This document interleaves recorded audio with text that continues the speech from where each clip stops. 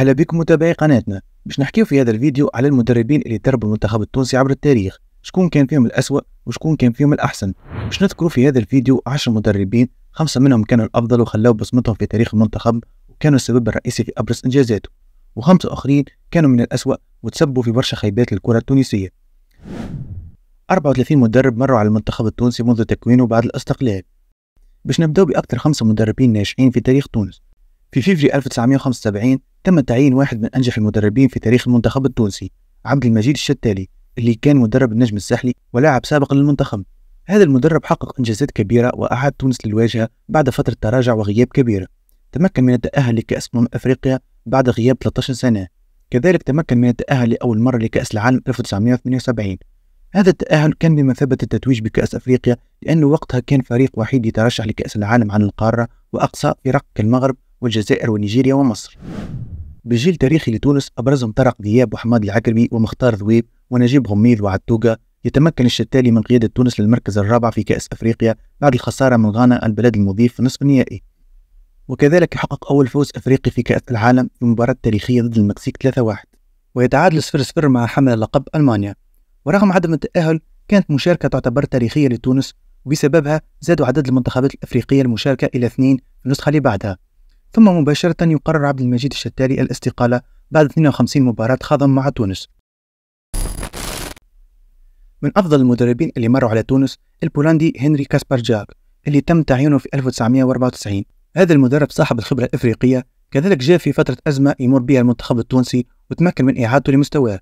استطاع التأهل لكأس أفريقيا بعد غياب 14 سنة، وفي هذه النسخة 1996 يحقق مع تونس نتائج مبهرة، يوصل للنهائي ويخسر أمام جنوب أفريقيا البلد المضيف. وفي نسخة 1998 من كأس أفريقيا يوصل مع تونس للربع النهائي، لكن يخسر من بوركينا فاسو البلد المضيف بركلات الترجيح. كاسبرجاك تمكن من التأهل لكأس العالم 1998 لثاني مرة في تاريخ تونس، لكن ما عملش نتائج باهية وتم الاستغناء عليه بعد البطولة. عاد لتدريب تونس في 2015، لكن فترته الثانية ما كانتش ناجحة، ونخرج من الربع النهائي لكأس أفريقيا 2017 ضد بوركينا فاسو، تمت إقالته. يعتبر كاسبرجاك أكثر مدرب حقق انتصارات مع تونس ب 42 انتصار من أصل 85 مباراة. المدرب اللي حقق أكبر إنجاز في تاريخ تونس هو الفرنسي روجيه لومير. تم تعيينه في 2002 بعد المشاركة المخيبة في كأس العالم. لومير كان اختيار مناسب لأنه كان حقق كأس العالم وكأس أوروبا مع فرنسا كمدرب مساعد. حقق نتائج ممتازة مع المنتخب في المباريات الودية بالتعادل مع فرنسا والبرتغال والفوز على السويد. وفي كأس أفريقيا 2004 اللي استضافتها تونس تمكن من الفوز باللقب الوحيد في تاريخ تونس بعد الفوز على المغرب في النهائي. ثم بعدها قدم مشاركة مشرفة في كأس القارات 2005، فاز على أستراليا وانهزم بصعوبة 2-1 أمام الأرجنتين، وانهزم أمام ألمانيا. كذلك تمكن لومير من تأهيل تونس لكأس العالم 2006 اللي قدم فيها مشاركة متواضعة. وفي كأسي أفريقيا 2006 و2008 اكتفى بالخروج من الربع النهائي، مرة ضد نيجيريا بركلات الترجيح ومرة مع الكاميرون في الوقت الإضافي. وبعدها يغادر لومير في 2008 بعد ما قضى أطول فترة تدريبية لمنتخب تونس ب6 سنوات، حقق فيهم 40 فوز في 67 مباراة. المدرب البلجيكي جورج ليكانز من المؤكد أنه ليس أفضل مدرب في تاريخ تونس، لكنه يعتبر من المدربين الجيدين اللي قدموا مستويات رائعة رغم ضعف الرصيد البشري لتونس وقتها وقلة المحترفين والنجوم. تم تعيين ليكانز في أبريل 2014 وتمكن من التأهل لكأس أفريقيا عبر تصدر مجموعة الموت اللي ضمت كل من السنغال ومصر وبوتسوانا، وبتشكيلة كانت أبرز عناصرها أحمد العكيشي وياسين الشيخاوي وفرجاني ساسي. يتصدر مجموعته في كان 2015 باش يواجه في الربع النهائي البلد المنظم غينيا الاستوائية، ويخرج ضدها بفضيحة تحكيمية بعد إهداء ركلة جزاء لغينيا في الدقيقة 90 باش تعادل بها النتيجة. تم الاستغناء عليه في جوان 2015. خاض هذا المدرب 19 مباراة مع تونس، حقق فيهم 7 انتصارات و8 تعادلات.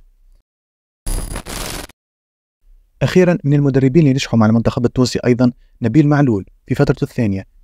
بعد فشله في تجربة أولى مع تونس والإقصاء أمام الرأس الأخضر في تصفيات مونديال 2014، يرجع نبيل معلول مدرب لتونس في أبريل 2017، وكان التحدي اللي نجح فيه هو التأهل لكأس العالم 2018 بعد غياب نسختين، وكان ذلك في مجموعة ضمت الكونغو الديمقراطية وغينيا وليبيا.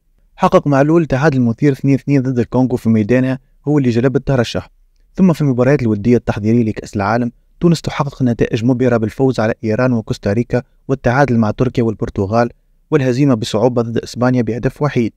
هذه النتائج خلت المنتخب التونسي بقيادة معلول يحقق أعلى ترتيب فيفا في تاريخه، واللي هو 14 عالميا، متجاوز المنتخبات مثل هولندا وإيطاليا. وكذلك تونس أصبحت المصنفة الأولى إفريقيا وعربيا.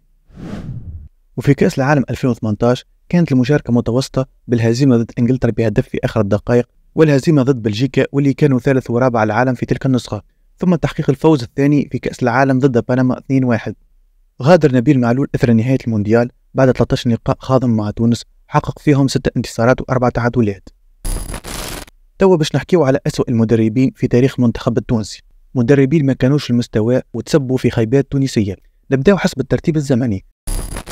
في 1984 تم تعيين يوسف الزواوي مدربا لتونس، واللي كان من أسوأ المدربين اللي مروا على المنتخب.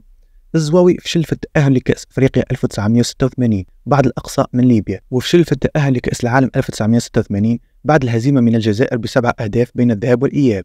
وبعد الاستغناء عليه عاد في فترة ثانية باش يدرب المنتخب في كأس أفريقيا اللي تستضيفها تونس، وخسر خسارة كارثية في المباراة الافتتاحية ضد مالي 2-0، الشيء اللي خلاه يتعرض للإقالة بعد المباراة الأولى ومكملش البطولة. هذا المدرب خاض في المجمل 39 مباراة مع تونس، فاز فيهم فقط في 17 مباراة.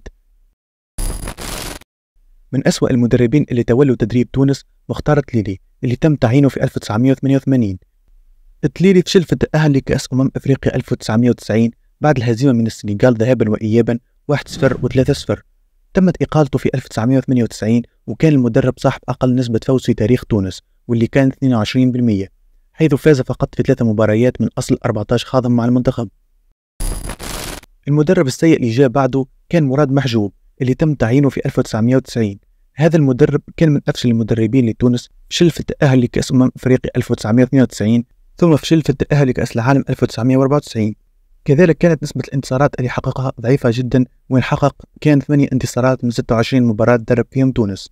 تم التخلي عليه في 1993 قبل كأس أفريقيا اللي نظمتها تونس، وعوضوه بيوسف الزواوي اللي كان فشل بدوره.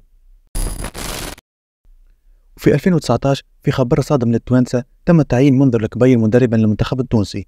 الكبير مسيرته مع الأندية التونسية كانت غير ناجحة، فاز بلقب وحيد وهو كأس تونس رغم تدريبه لأبرز الأندية في تونس. أول اختبار كان كأس العرب 2021 اللي فشل فيه في التتويج بالكأس رغم لعب بقية المنتخبات باللاعبين المحليين، وضيع فرصة تونس في التتويج بلقب بعد عدة سنوات عجاف.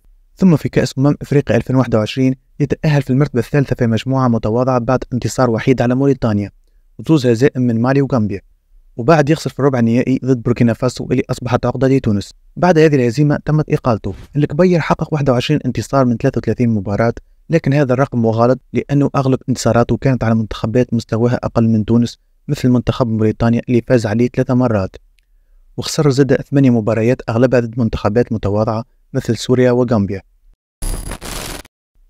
بعد إقالة الكبير تم تعيين مساعده جلال القادري اللي كان أيضا فاشل مع المنتخب التونسي. رغم تأهله لكأس العالم 2022 بالفوز في المواجهة الفاصلة ضد مالي بهدف عكسي، قدم مشاركة مخيبة في مونديال قطر بجيل قوي لتونس كان الجمهور ينتظر منه التأهل للدور الثاني. ثم أعمل مشاركة كارثية في كأس أفريقيا 2024 من الأسوأ في تاريخ تونس بعد تذيل المجموعة بنقطة وحيدة والهزيمة من ناميبيا أضعف طرف في المجموعة. كذلك تلقى هزائم عريضة في المباريات الودية 5-1 ضد البرازيل و4-0 ضد كوريا الجنوبية. حقق جلال 14 انتصار فقط من 27 مباراة، وتم إنهاء مهامه بعد كأس أفريقيا 2024.